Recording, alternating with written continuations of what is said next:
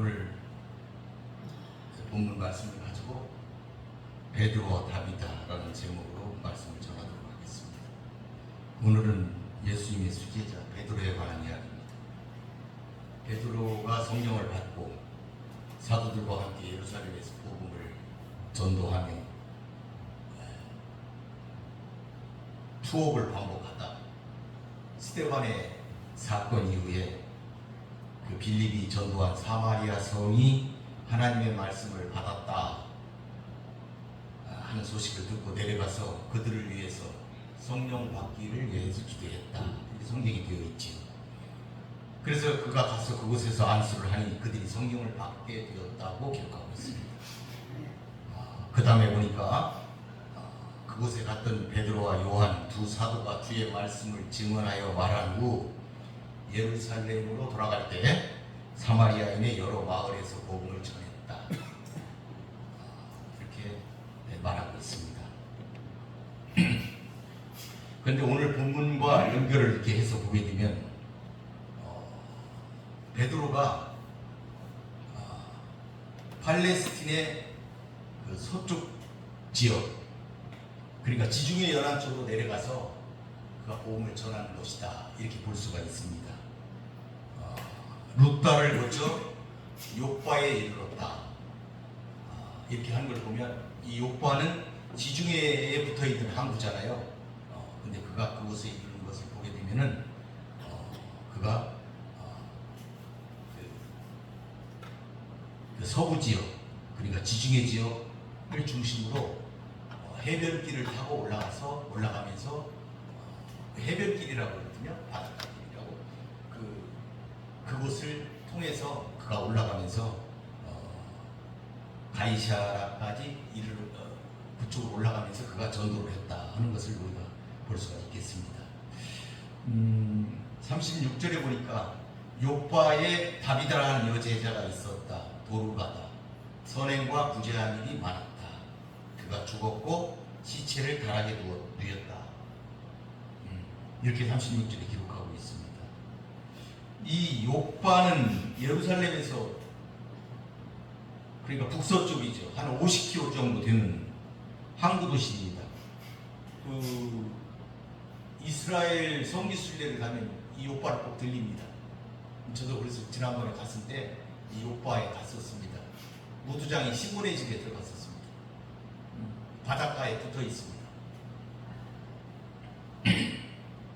이 욥바는 솔로몬이 성전을 건축할 때 두로왕 시람이 레바논에서 목재를 날랐는데 이 항구를 통해서 목재가 들어왔다.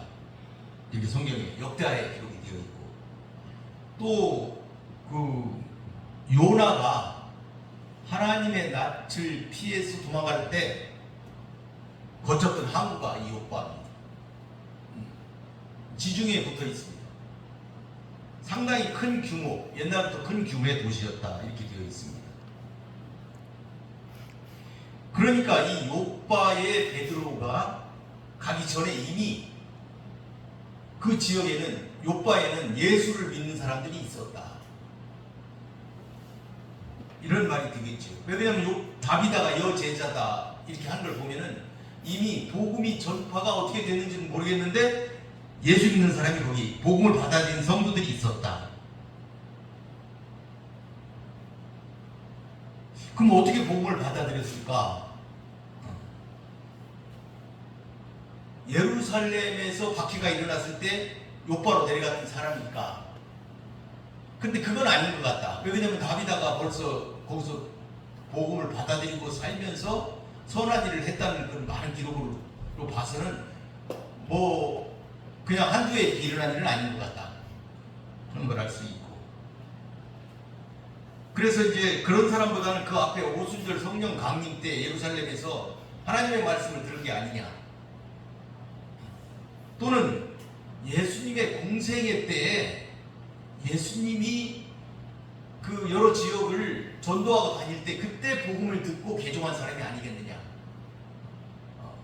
여기에 더 무게가 있다, 이렇게 볼 수가 있겠습니다. 그러니까 다비다가 여제자다, 여자다 이 말이잖아요. 여자 제자다.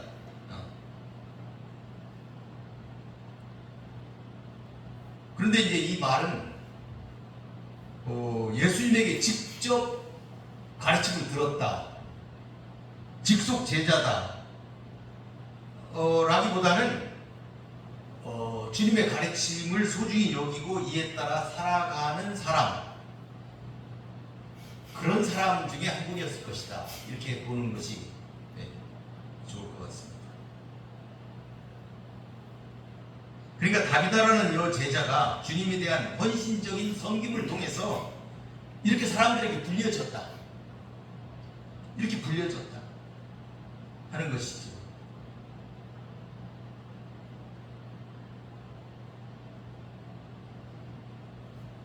특히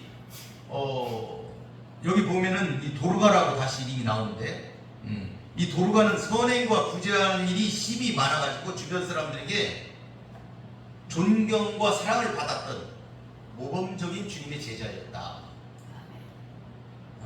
하는 것을 알 수가 있겠습니다. 그 당시에는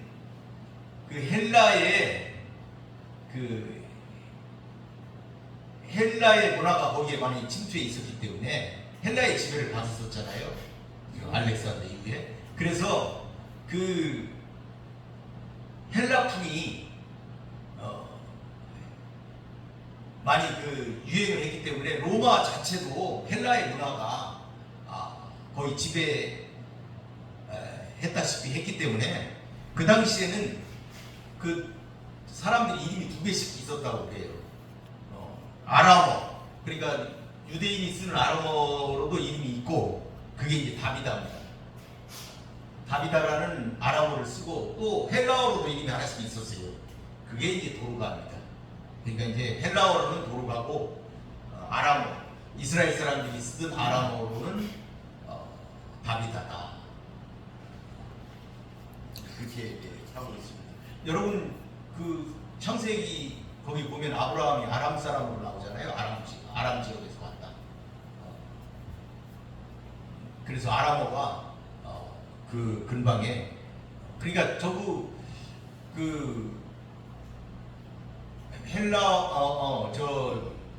히브리어나 저쪽 지방 언어들이 그 아람어의 영향을 다 받아가지고 아람어화했다, 이렇게 볼 수도 있습니다.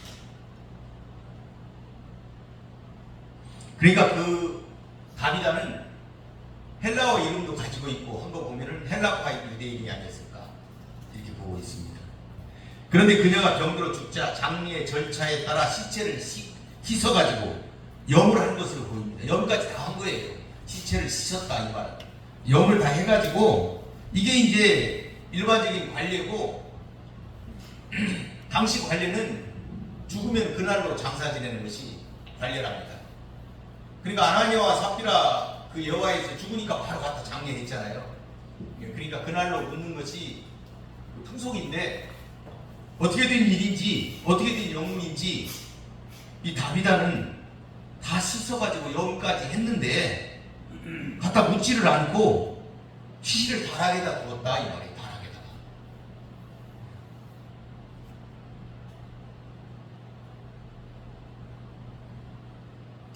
그러니까 어떤 의도로 그들이 시신을 다락에다 두고 베드로한테 연락을 했을까? 어떻게 그들이 시신을 묻지 않고 염을 다 해가지고 다락에다 뒀을까?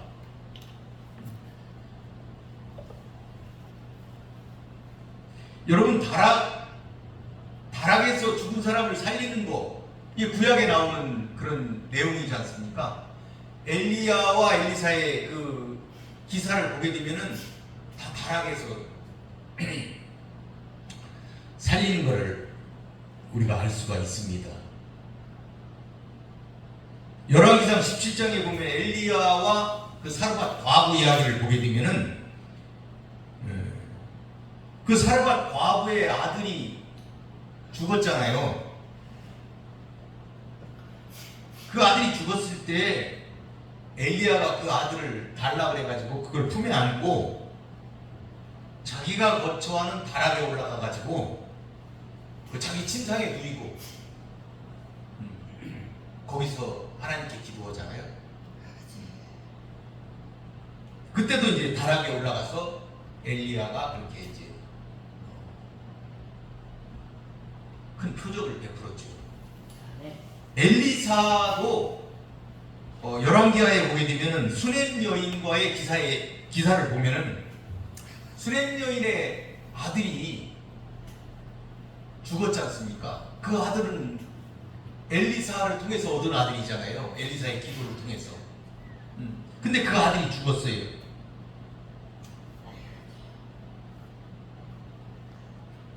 그랬더니 수넴 여인이 그 아들을 장사를 안 지내고 묻지를 않고 그 죽은 아들을 끌고 어디로 갔냐면은 그 하나님의 사람, 그러니까 엘리사를 위해서 그 작은 방을 하나 만들었지 않습니까? 그 여인이. 그게 어디에 있는 방이에요? 담 위에 있는 방이다, 이렇게 성경에 되어 있어요. 담 위에다가 그러니까 다락 위에다 높은 데다가 이렇게 그 방을 만들어가, 방을 들여가지고 하나님의 사람 엘리사가 오면 거기서 이제 지낼 수 있도록 이제 그렇게 했던 거죠. 그 방에 그 침상에다 갖다가 그 아기를 넣어놨어요.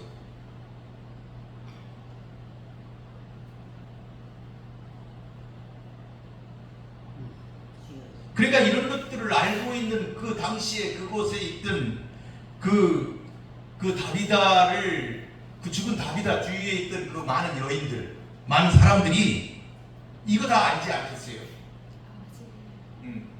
그걸 믿는 분들이니까.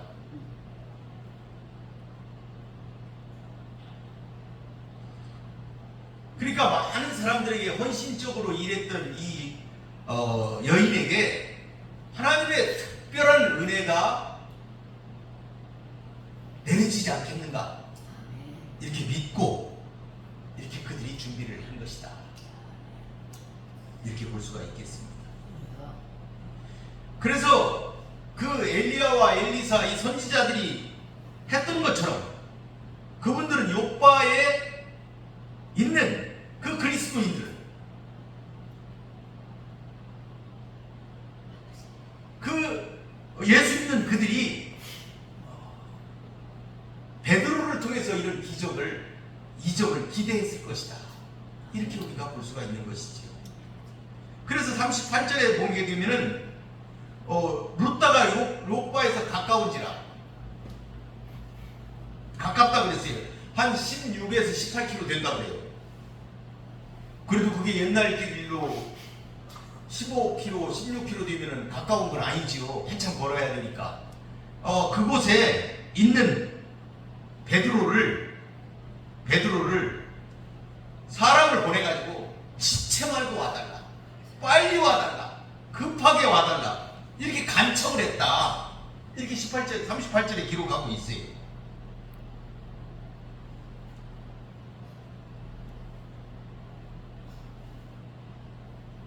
그러니까 베드로를 부른 거는 장례 절차를 집례해달라고, 요새 말로 말하면 이제 상이 났으니까 어떤 목사님한테 부탁해서 집례를 할까, 집례를 하기 위해서 베드로를 부른 게 아닌 것이다, 이 말이죠. 집례를 위해서 부른 것이 아니다. 다른 목적이 있었을 것이다.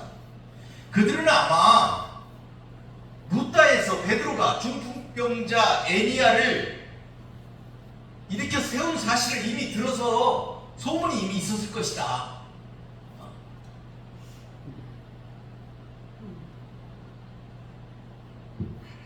그래서 그 다비다에게 어떤 기적을 베풀어 주기를 기대하는 그들의 믿음의 표현이 빨리 베드로를 찾아서, 거기까지 베드로 사도가 오셨다고 그러니까 빨리 모셔다가 다비다를 볼 수 있도록 하자 했던 것이 아니겠는가, 이렇게 볼 수가 있겠습니다. 그러니까 이런 기적을 베풀어 주기를 바라는 그들의 믿음의 표현이 사도 베드로를 부른 것이다. 그러니까 그만큼 다비다가 그가 살았을 때 헌신적으로 행동을 했다. 그래서 사람들이 너무나도 그의 죽음을 안타까워했다 하는 것도 우리가 생각해 볼 수가 있겠습니다. 데리고 다락방에 올라가니 모든 과부가 베드로 곁에 서서 울며 도로가가 그들과 함께 있을 때에 지은 속옷과 겉옷을 다 내보였다. 그러니까 여기에 나오는 과부들은 도로가와 함께 구제를 했던 사람들은 아닐 것이다. 이렇게 추측을 할 수 있을 거예요. 그들은 구제를 같이 했던 사람들이라기보다는 구제를 받은 사람들이 아니겠느냐.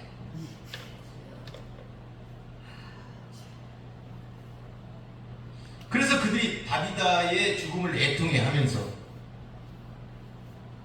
베드로가 거기에 도착을 하니까 그 다비다가 생전에 그들에게 베푼 그 구제와 그 헌신의 그런 증거들을 그에게 보여주었다. 이렇게 말을 할 수가 있겠습니다. 그래서 그 과부들이 이 다비다가 이 도로가가 생전에 지어준 속옷, 겉옷 이걸 내보였지요. 그러니까 이것은 지금 그들이 입고 있다 이 말이에요. 그들이 입고 있는 그 옷이 겉옷과 속옷이 도로가가 지어준 거다. 이렇게 볼 수가 있는 것이죠. 이 속옷은 성경에 보면은 뭐 그런 말이 없지만 이 겉옷은 그 유대인들에게는 굉장히 중요한 옷이다. 이렇게 보게 되면은 그걸 이제 뭐 지난번 설교에도 얘기를 했고 많은 목사님도 그 얘기를 하시잖아요. 이 겉옷은 밤에 추우니까 덮는 용으로도 사용하고 이불처럼 이렇게 두르고 그러기 때문에 조금 당시의 경제 상황이나 이런 걸로 봤을 때는 귀했다, 비쌌다. 그래서 그 겉옷은 전당을 잡히기도 했어요. 옷을 성경에 보면 그랬잖아요. 그러니까 성경에 그러잖아요. 해가 지기 전에 겉옷을 돌려줘야 된다. 만약에 돌려주지 않으면 그 사람이 추워서 고통받을 수가 있으니까 그렇게 해서는 안 된다. 이게 성경 구약에도 그 내용이 나와 있는 것으로 볼 때 겉옷이 그만큼 중요했다. 그런데 그렇다고 보면 겉옷은 좀 가격이 나가는 거 아니겠어요? 돈이 좀 나간다 이 말이죠. 그러니까 구제를 하는데 이렇게 좋은 것도 다 해줬다 하는 것을 우리가 알 수가 있는 것이죠. 그러니까 가난한 사람들에게 굉장히 실질적인 도움을 다비다가 주었다.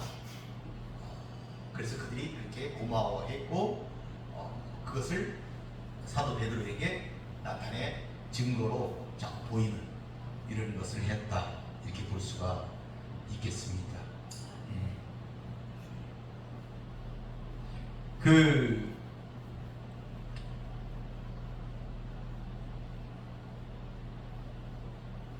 저도 이 설교 준비하면서 이제 아침에 다시 이렇게 이걸 들여다보면서 그쵸, 어쩔 수가 없는 것 같아요. 평생을 신흥교회에서 이제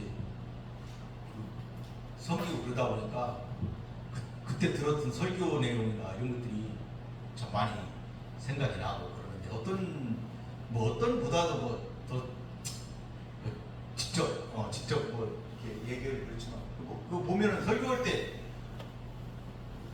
어떤 목사님이 막 까잖아요. 구제한다고 구원받냐? 교회가 구제하는 데냐? 교회가 구제하는 데 아니죠. 예배하는 데죠. 예배. 그러면 뭡니까? 그러면 예배하는 것이다. 이렇게 얘기하지 않습니까? 그렇게 해가지고 막 구제하는 사람들을 우리 어머니를 공격하고 그랬어요. 그 사람들이 어머니 얘기를 많이 했어요. 그랬더니 막 공격을 한 거야. 당대상에서 설교하다가 구제한다고 뭐 어떻게 되냐? 구제하는 거냐? 교회가 구제 가지고 많이 다퉜습니다. 지금 제가 예산 같은 거를 다 했기 때문에 예산 편성할 때 구제에다가 예산을 엄청 편성을 해줬어요. 목사님.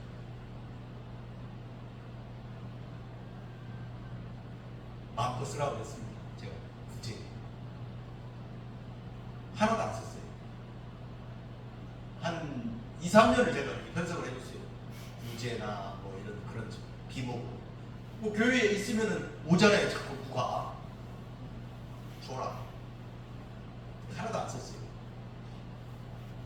들은 대답이 그 대답이었어요.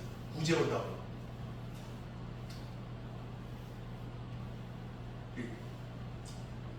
덕기로 가서 죄송한데 그 생각이 나더라고요. 근데 여러분, 교회 구제하는 것입니다. 구제만을 하는 것은 아닌데 구제해야 하나님 기뻐하십니다. 하나님은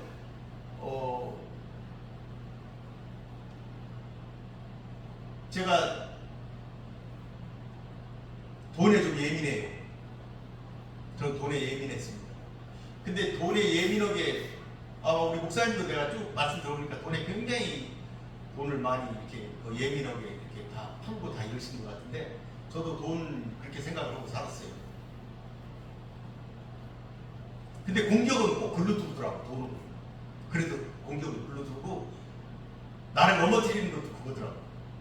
내가 열심히 했던 분야가 공격의 대상이 되더라고. 할렐루야. 아멘.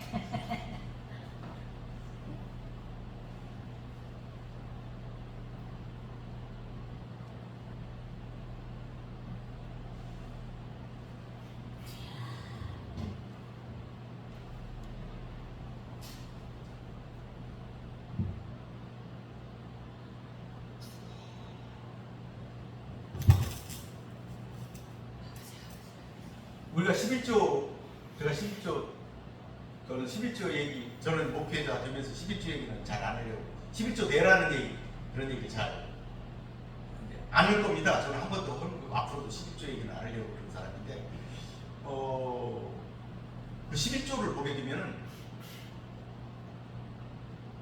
물론 11조를 걷어가지고 그 당시 성전을 봉사하고 성전에서 이런 사람들이 쓰게끔 하나님이 하신 것도 있지만 10조의 많은 부분이 가난한 자를 돕는 일에 쓰도록 되어 있는 것이 성경에 여기저기 나와 있습니다. 그러니까 그런 의미에서 보면 11조는 남을 돕는 데 쓰는 겁니다. 그 당시에 제사장들은 농사를 안 했잖아요. 도와야 되는 대상이었어요. 저는 그렇게 생각을 했어요. 성경을 읽으면서. 저는 내 마음으로 그렇게 해석을 했어요. 큰 틀에서 이 하나님께 드리는 이 재물이 남을 먹여 살리는 데 써야 된다. 그런 돈에 들어갑니다. 거기에 제사장들도 들어갑니다. 근데 제사장들을 굶기면 안 되는 거예요. 말하자면. 그 돈도 거기에 써야 돼요. 그리고 제사장들만 쓰는 게 아니고 거기 보게 되면 성 안에 있는 모든 사람들, 그 성 안에 있는 과부들, 객들, 그 다음에 그 지나가는 순례자들 전부 다 먹이도록 이렇게 성경에 보면 11조까지 그렇게 하도록 이렇게 되어 있습니다. 그러니까 하나님께 바친 돈이 그렇게 써야 된다. 저는 그렇게 그 11조에 대한 개념을 제가 해석을 하고 있는데 어디 가서 말 제대로 못 합니다. 공격을 너무 많이 받아가지고 공격 많이 받습니다. 11조 얘기는 뭐 하지는 않을 건데 저는 그런 개념을 가지고 있습니다. 그러니까 11조를 하지 마라 그 얘기가 아니에요. 10분의 1 이상 하나님의 일을 위해서 써야 돼요. 자기 재물. 그게 하나님의 뜻이다. 저는 이렇게 봐요. 자기가 번 돈은 자기가 아니라고 그랬잖아요. 하나님이 쓰라고 돼 있는 거잖아요. 저는 그런 개념을 가지고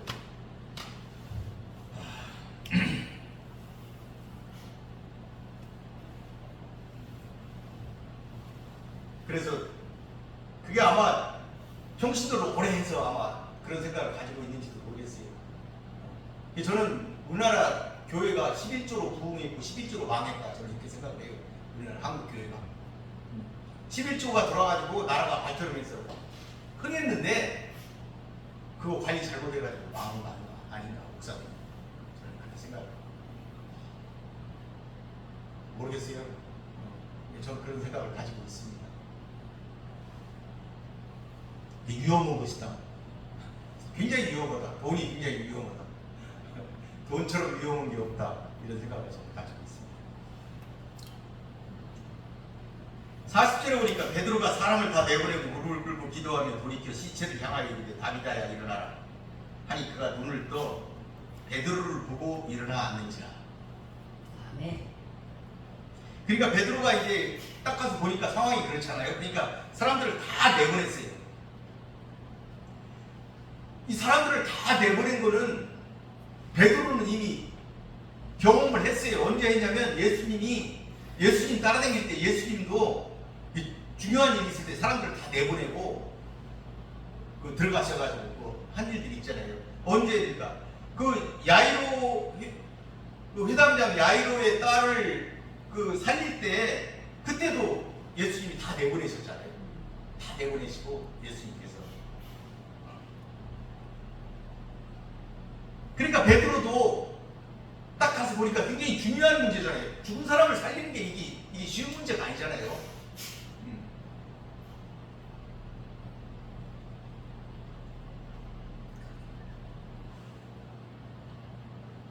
그래서 베드로는 그 상황에서 그때 예수님처럼 다른 사람의 방해를 받지 않고 오직 하나님만 의지해서 하나님의 능력으로 그 다비다를 살리기 위해서 사람들을 다 내보냈다.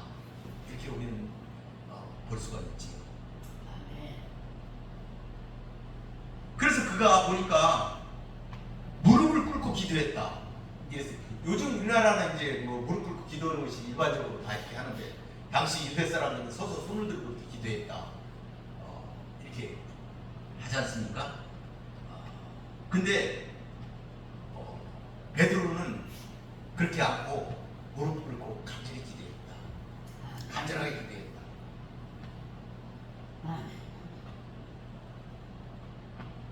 그러니까 베드로가 당시에 그걸 보고 자기가 지금 부름을 받았잖아요. 루다에서. 루다로부터 지금 여기로 온 거 아니에요. 베드로가 보면 모르겠어요? 왜 왔는지? 장례 지내라고 부른 거 아니잖아요. 살려내라고 지금 불러온 거 아니겠어요, 베드로가? 베드로가 딱 보니까 상황이 굉장히 중대한 문제, 이건 중대한 문제잖아요. 인간사적으로 볼 때.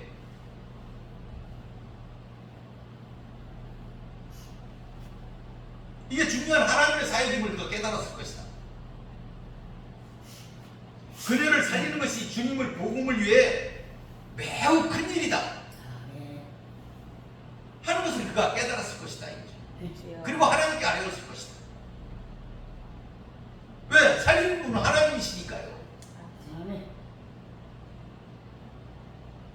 물론 베드로가 병자를 고치고 베드로가 얼마나 대단했든지 그가 지나가는 길에다가 사람들이 그가 지나가면은 그 그림자라도 쓰이면은 그 병이 낫는다 그래가지고 양쪽으로 환자들을 뉘어가지고 베드로를 보기 위해서 얼마나 많은 사람들이 그렇게 했습니까? 정말 대단하지 않아요? 그래서 오늘날 많은 신학자들이고 많은 목사님들이 이 능력을 받을 수가 없으니까 그거 그냥 초대교회 일이야. 지금은 일어나지 않아. 그런 거 기대하지 그런 거 아니야. 그냥 성경에 그냥 쓰여 있는 얘기지. 이렇게 설명하잖아요.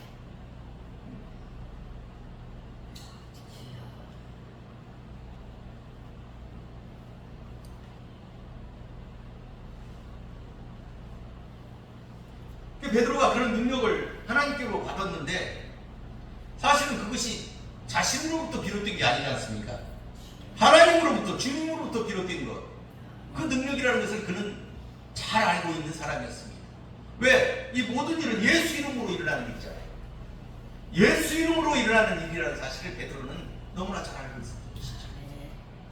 그래서 베드로는 죽은 시체를 향해서 명령을 해가지고 여기 보니까 다비다가 살아나도록 했습니다. 의심할 바 없이 주님의 능력을 의지해 주님의 이름으로 선포한 것이겠죠. 다비다야 일어나라.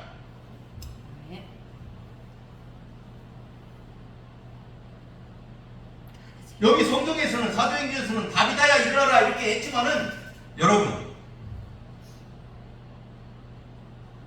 그곳은 아람어를 쓰는 지역이지 않습니까?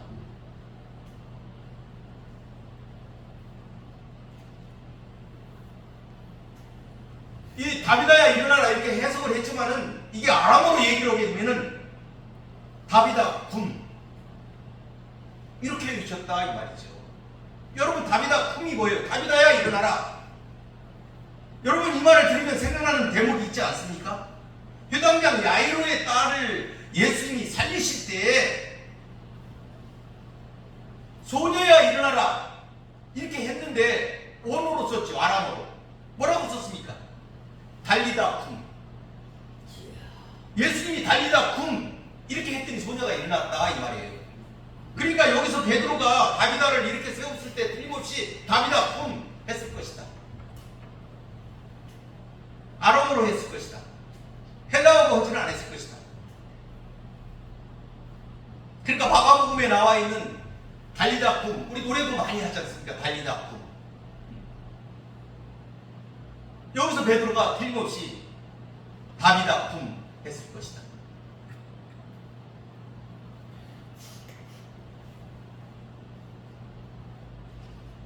그 베드로가 소녀야 일어나라 이렇게 친 것처럼 다비다야 일어나라 이렇게 주님의 이름으로 명령을 했을 것이다.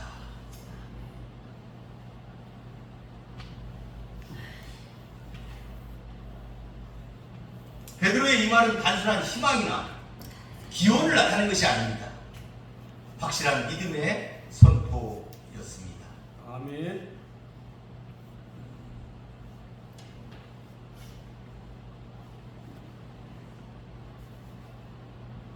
지금도 이렇게 죽은 자들이 일어나는 역사가 일어날 줄로 믿습니다. 아멘. 41절 2절에 보니까 베드로가 손을 내밀어 일으키고 성도들과 과부들을 불러들여 그가 살아나는 것을 보이니 온 요파 사람이 알고 많은 사람이 주를 믿더라.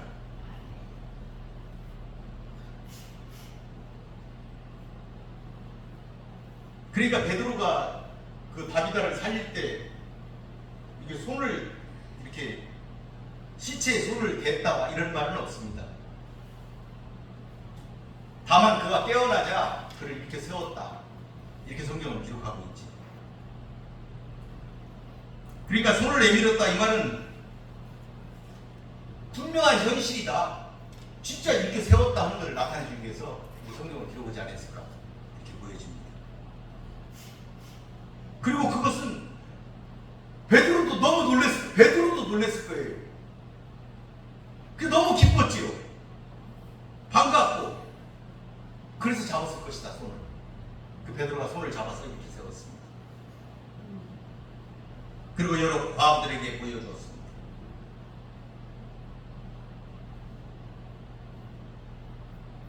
이렇게 지금 사도행전에서는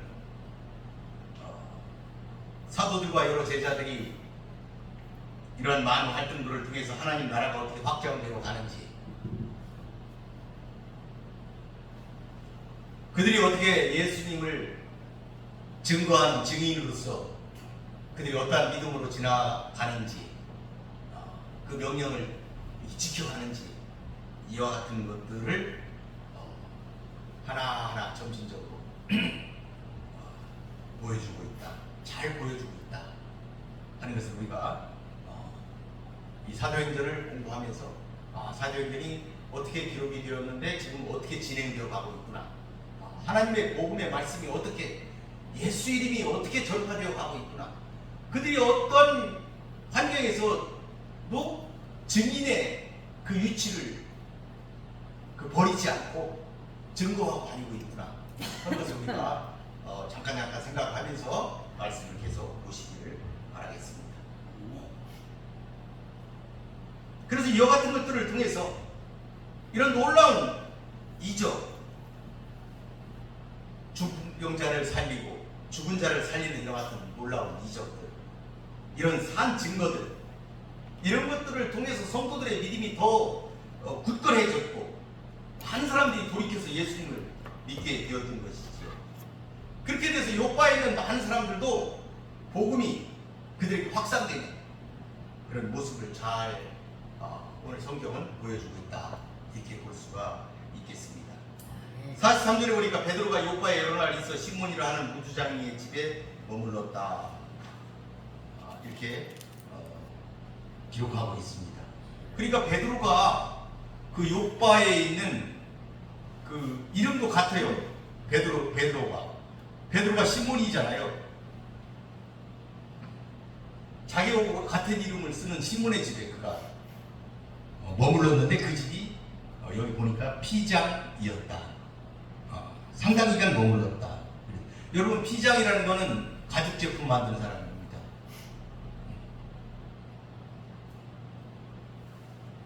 근데 이 피장의 집이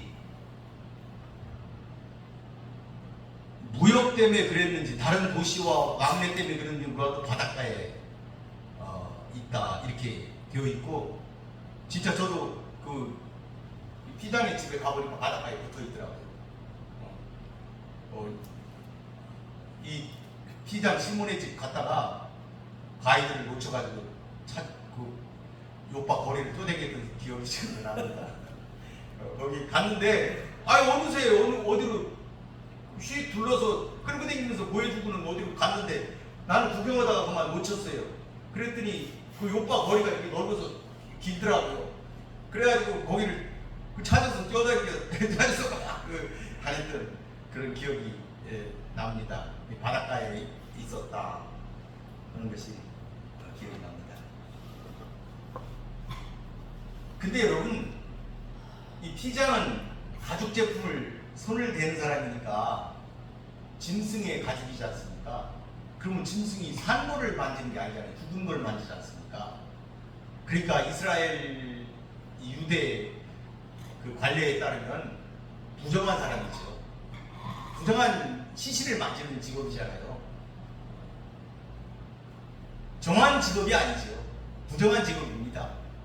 그러니까 이 깊은 그 신앙심을 가지고 그 구약에 충실한 그런 분들은 여기 가서 자면 안 되죠. 여기서 자면 안 됩니다. 밥도 이방인하고 같이 안 먹잖아요. 여기서 이렇게 부정한 사람들 옆에 가서, 여러분 부정이라는 것은, 부정한 것에 내가 가면은 나도 부정하게 되잖아요. 나도 부정하게 돼요. 내가 거기로 가면. 근데 내가, 여러분 성경에 보면은 내가 거룩한 곳에 가게 되면 내가 어떻게 돼요? 내가 거룩해져요. 내가 거기 거룩한 하나님의 그 어떤 곳에 가게 되면 내가 거룩하게 되는 거죠.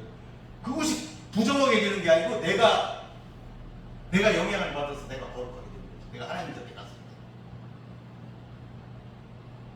근데 내가 부정한 곳으로 가게 되면 나는 부정을 타요.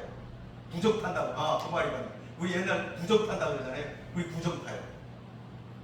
우리가 부정을 타죠. 그러니까 어느 곳으로 가냐에 따라 우리가 깨끗해질 수도 있고 부정해질 수도 있는 것이죠. 그러니까 시몬 베드로는 사실은 그 부정한 데로 가면 안 되죠. 근데 그가 거기에 가서 잠깐 여러 날 잤다. 고넬료한테 연락이 올 때까지 거기서 지냈다. 이거 아닙니까? 고넬료가 부를 때까지 거기 있었던 거예요. 고넬료가 사람을 보내가지고 베드로를 찾을 때까지 그 집에 있었다는 거죠. 이게 뭘 얘기하는 거냐? 고넬료는 이방인이잖아요. 이제 베드로는 이방인의 집에 가면 안 돼요. 이방인의 집에 가면 안 돼요. 근데 그 이방인의 집에 보내려니까 징검다리를 놓은 거죠. 부정한 유대인이겠지만은 이 시몬의 집에 부정한 직업을 가지고 있는 그 집에 머물러 있으면서 그걸 경험하게 한 것이 아니냐. 그러니까 베드로가 기도 중에 환상을 보니까 부정한 것들이 내려와서 자꾸 먹으라고 3번을 그랬다. 그때 베드로가 그러잖아요. 나는 지금까지 하나님의 말씀을 지켰고 부정한 거는 일체 가까이 오지 않고 먹지도 않고 그 얘기를 하지 않습니까? 그런데도 먹어라 이랬다고 그러잖아요. 3번을. 그러니까 하나님께서 고넬료, 부정한 이방인 거기를 보내기 위한 지금 이제 징검다리로 이 피장 시몬의 집에 머물게 하셔가지고 약간 중화시킨 거죠. 경험하게 하신 거죠. 그런 과정을 통해서.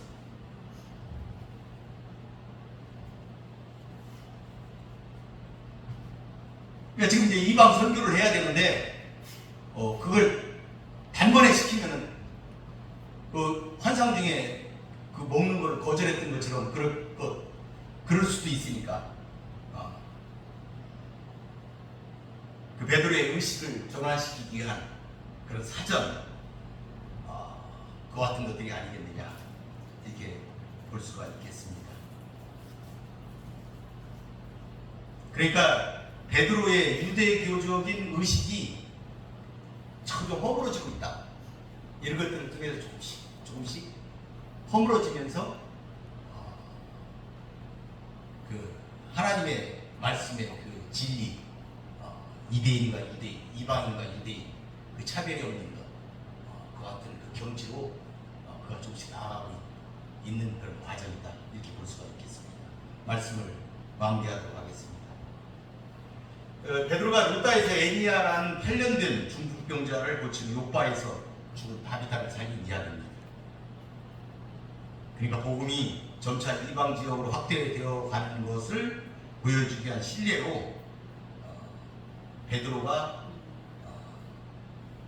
그 해변길을 따라서 순회 전도하는 그 사역을 기록하고 있는 것이다 이렇게 볼 수가 있겠습니다. 베드로가 이렇게 일으킨 이적은 사실 놀라운 거죠. 중풍병은 지금도 못 고치잖아요. 죽은 자를 살리는 건 말할 것도. 그 많은 사람들이 복음을 영접하게 되는 그런 동인으로 작용했는데, 이건 거꾸로 얘기하면은 하나님께서 그 백성을 구원하시기 위해서 이방에 베푸는 큰 은총이었다. 이방 지역에도 하나님의 은총이 임하고 있었다 하는 것을 보여주는 그런 사건이다. 이렇게도 또 말할 수가 있겠습니다. 저는 오늘 본문을 통해서 한 세 가지만 짚어보려고 합니다. 첫째는 요바에 그들이 베드로가 죽은 자를 살릴 것이다 이렇게 믿었다는 거죠. 그러니까 사람을 보낸 거 아니겠어요?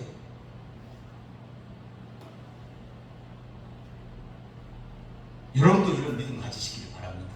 아멘. 이런 일은 초대교회 때나 있던 일을 그냥 성경에 기록한 것이다. 마치 죽은 말씀처럼 생각하지 마십시오. 예수님은 늘 믿음대로 될지어다 이렇게 하셨습니다. 여러분들 이렇게 주의 종을 통하여 하나님의 능력이 지금도 나타남을 믿으시기를 바라겠습니다. 아멘. 두 번째는 다비다는 어려운 이웃을 돕고 사는 삶을 실천했다. 믿음이 있는지 없는지 어떻게 아느냐 이렇게 했을 때 열매로 안다. 예수님이 그러셨잖아요. 열매를 보아서 안다. 그런데 이 열매가 무엇인지 이것을 다비다가 잘 보여주고 있는 성경이다 이렇게 볼 수가 있겠습니다. 그러므로 여러분도 언제나 은혜를 베푸는 삶을 사시기를 바랍니다. 아멘. 그런 사람이 되시기를 바라겠습니다. 아멘. 하나님께서는 그런 여러분에게 넘치는 은혜와 사랑을 베푸실 것입니다. 그렇게 함으로써 우리도 우리의 영혼이 죽어 있다면 다비다처럼 우리의 죽은 영혼도 살려야 되겠습니다. 세 번째는 하나님은 죽은 자도 살리시는 분이시다 하는 것이죠. 그러니까 오늘 죽은 자를 살리신 그 주체는 베드로가 아니고 하나님이십니다. 우리가 그걸 알아야 돼요. 다비다를 살리신 분은 하나님이시다.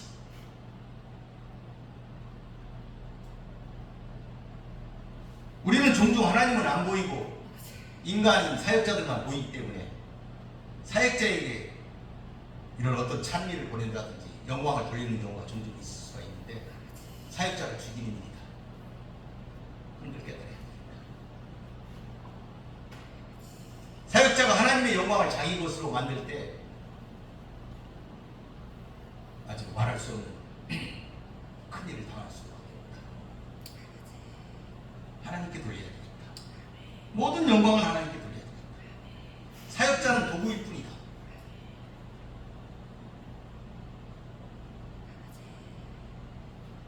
종이 있고 주인이 있기 때문에 종의 주인에게 감사해야 되는 것이다. 여러분도 주인이신 대주제 하나님께 감사하시길 바라겠습니다. 아멘. 우리도 이런 믿음을 갖고 살아서 죽은 영혼을 늘 살려 깨우고 그리고 은혜를 받는 승리하시는 성도 여러분이 되시기를 바라겠습니다. 아멘. 기도하겠습니다. 고맙고 감사하시는 아버지 하나님 감사합니다. 오늘 베드로와 다비다에 관한 하나님의 말씀을 살펴보았습니다. 하나님께서는 그것 백성을 사랑하사 애니어와 죽은 다비다를 통하여 그 백성에게 하나님의 복음 예수 그리스도의 이름을 받아들이도록 베드로를 그곳에 보내셨습니다. 그리고 베드로는 그 일을 감당했습니다. 감사합니다. 언제나 하나님의 일을 감당하는 사랑하는 백성들이 되게 하여 주시옵시고 아멘. 하나님의 사랑이 하나님의 일꾼들을 통하여 나타나게 하여 주시옵소서. 아멘. 이제 많은 비가 예고되어 있습니다. 또 너무 많은 비로 인하여 많은 사람들이 고통받을까 두렵사오니 하나님이여 긍휼을 베풀어 주시옵소서. 주께서 이 백성들을 지키시고 특별히 우리가 지난주에 전도를 하고 4명에 대한 신원을 받았는데 우리의 허물로 인하여 우리의 열심이 부족해서 아무도 건지지를 못했습니다. 그렇지만 하나님의 말씀이 그들에게 이미 전달되었다고 믿습니다. 아멘. 하나님이 그들의 마음을 주장하사 그들이 사는 길로 나올 수 있도록 하나님 인도하여 주시옵소서. 아멘. 예수님의 이름으로 기도드립니다. 아멘.